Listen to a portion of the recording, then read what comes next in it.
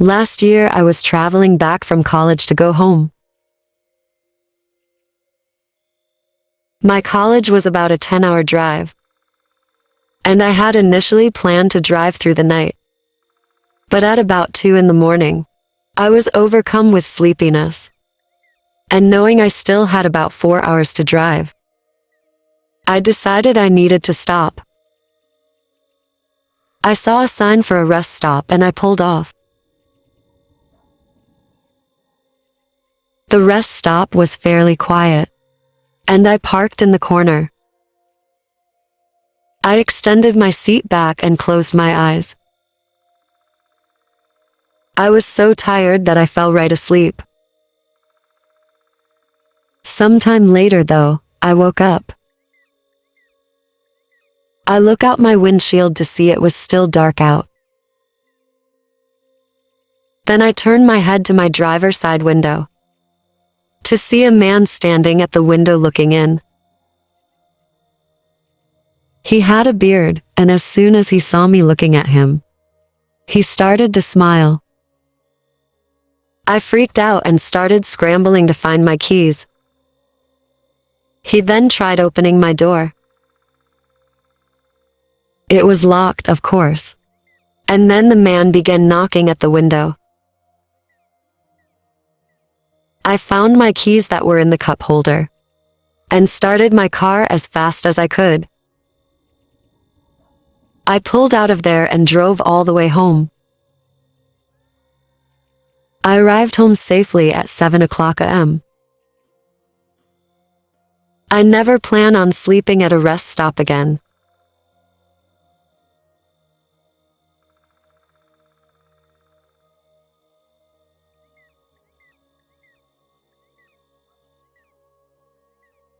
A couple years ago, my wife and I were doing a cross-country road trip. We were heading west, and somewhere along the way, we stopped for the night in a rest stop. We didn't mind sleeping in our car, and we wanted to save money on hotels. This rest stop had a little building with bathrooms and some vending machines in it. At about 11:30 p.m., I went in it to brush my teeth.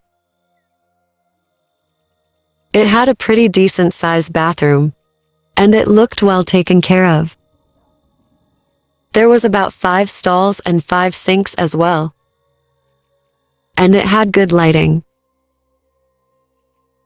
I got out my toothbrush and started brushing. I noticed that someone was in the far stall on the end, because I saw feet on the floor. But other than that, there was no one else in there.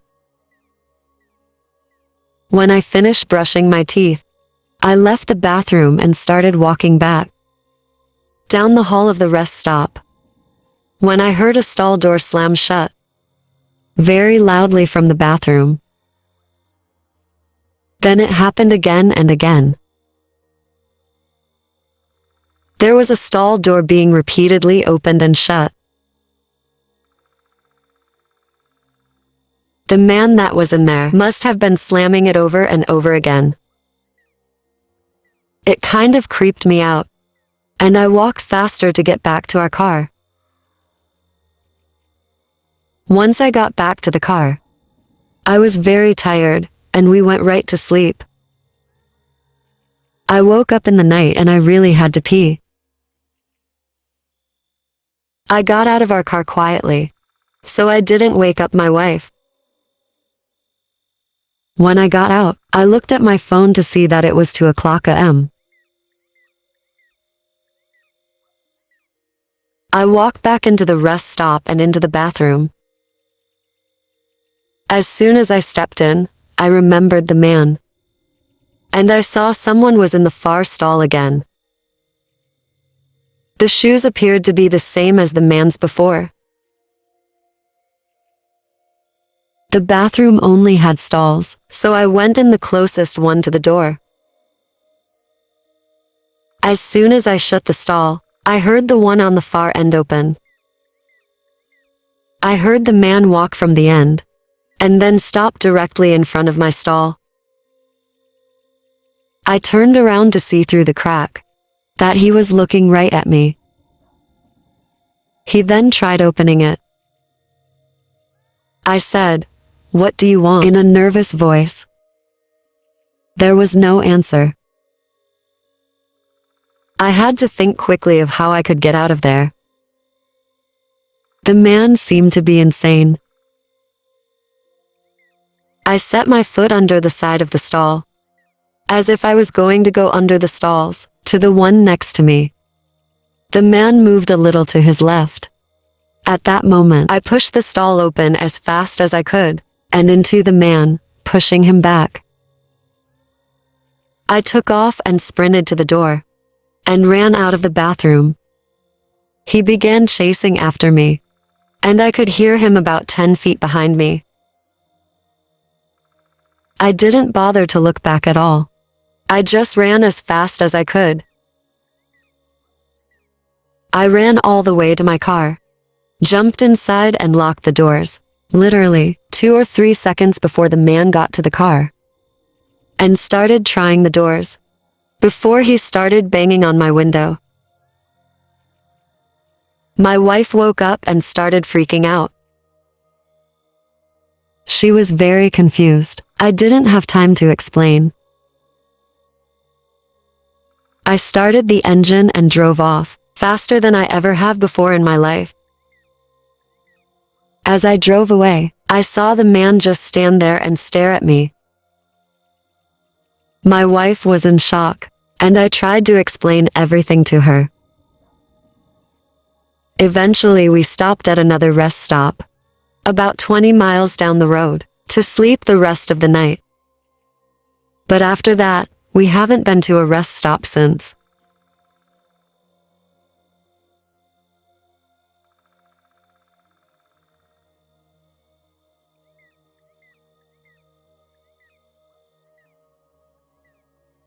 Every year, a couple of friends and I take a road trip out west.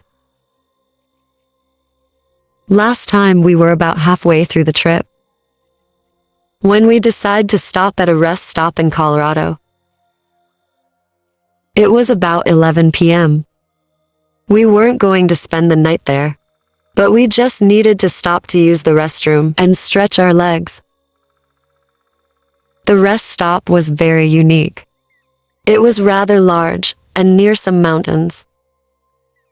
However, not very many people were there. In fact, I didn't see any other cars in the parking lot at all. My friends went in to use the bathrooms. I stayed back to check the oil on the car.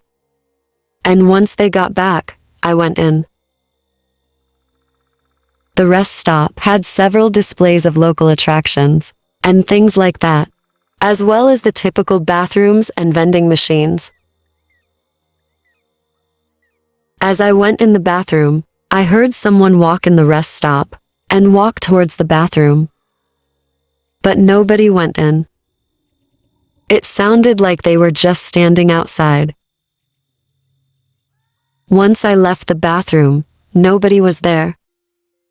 I heard footsteps walking around the corner.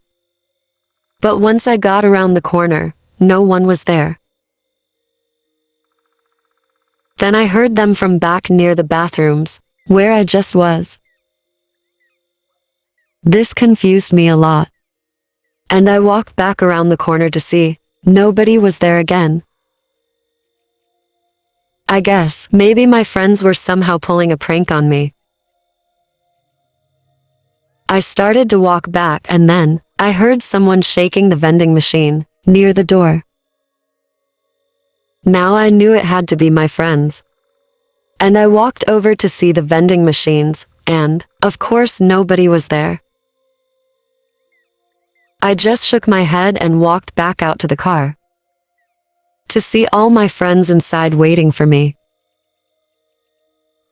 I asked them if they were inside and all, but they all told me no.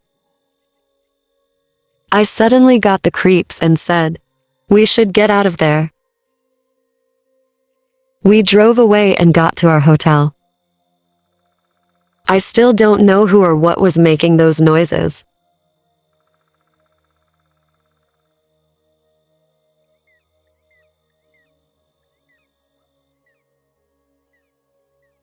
Last year, my parents and I drove to New York.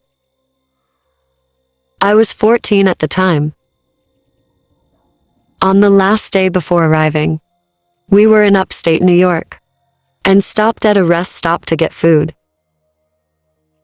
The rest stop was rather large and busy.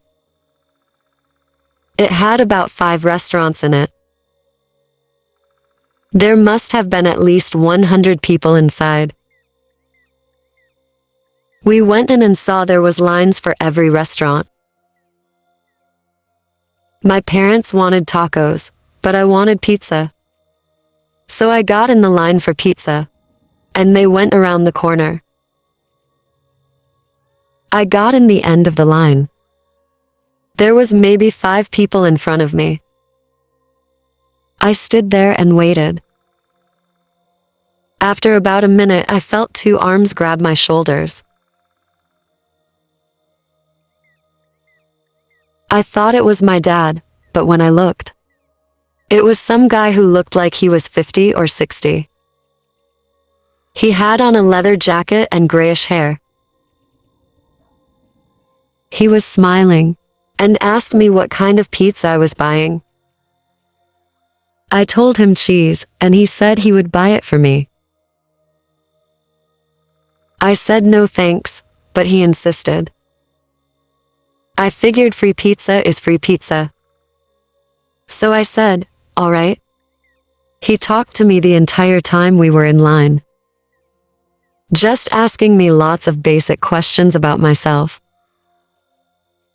I was hoping my parents would come over. I couldn't see them because the taco place was around the corner. Eventually, he got the pizza for me, and I told him I needed to get back to my parents. He told me he saw them go outside, and they were waiting for me, and started to lead me outside. Looking back, I can't believe I was so stupid. But I actually believed him. We walked outside and we got towards the parking lot. But I could see my car, and my parents were not there. I started to turn around, but the man put his arm around my shoulder and kept walking. I asked him where we were going. He started to walk faster and his grip got tighter. He just kept smiling and told me to shut up. I then told the man to let me go. He said, shut up again. We reached his car, which was parked in the far corner. I was not going to get in this car. I yelled at him to let me go, as loud as I could before he covered my mouth. I was able to get some people's attention. A woman came over to us. The man said I was just being difficult and everything was fine. I told her no, it wasn't, and I used this opportunity to run to the woman. The man continued to try to pretend that I was with him, but I could tell the woman wasn't buying it. And I told her to call the police. At this moment, the man got into his car and drove off. I'm disappointed to say I didn't get the license plate. But I did get back to my parents, who called the police and they questioned me. I don't believe the man was ever caught, but I'm sure glad I wasn't abducted.